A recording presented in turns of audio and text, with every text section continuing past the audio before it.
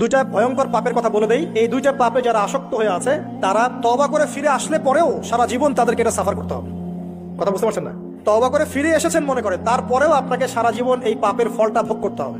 এক, মাদক দ্রব্য দীর্ঘদিন সেবন করেছেন, তওবা করেছেন, ফিরে এসেছেন, আল্লাহ হয়তো মাফ করে দিয়েছেন, আল্লাহ পাক মাফ করে দিয়েছেন, বাট আপনি আপনার দেহের যে ক্ষতিটা করে ফেলেছেন এটা পোষাতে পারবেন না। এক নাম্বার। দুই, তখন আপনি যদি বিয়ে করেন আপনি স্ত্রীকে সন্তুষ্ট করতে পারবেন না। হ্যাঁ।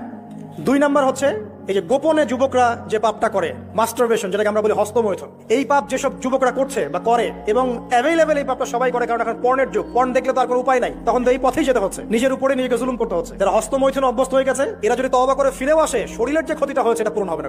এখানে আপনার দেহের ক্ষতি, আপনার মস্তিষ্কের ক্ষতি, আপনার পরিবারের ক্ষতি, এবং আপনি যদি পরবর্তীতে গিয়ে পরিবার গঠন করতে চান আপনি সুখী পরিবার গঠন করতে পারবেন না, কারণ ভিতর থেকে আপনি নিজেকে শেষ করে ফেলেছেন। গোপন পাপে লিপ্ত হবেন না, আপনি যৌবনকে ধরে রাখেন, ইনশাআল্লাহ দেখবেন আপনি সারা জীবন এনজয় করতে পারবেন ইনশাআল্লাহ। কিন্তু যদি এখন নিজেকে শেষ করে ফেলেন, এখন নিজেকে শেষ করে ফেললে আপনি বিয়ে করলে পরেও দেখবেন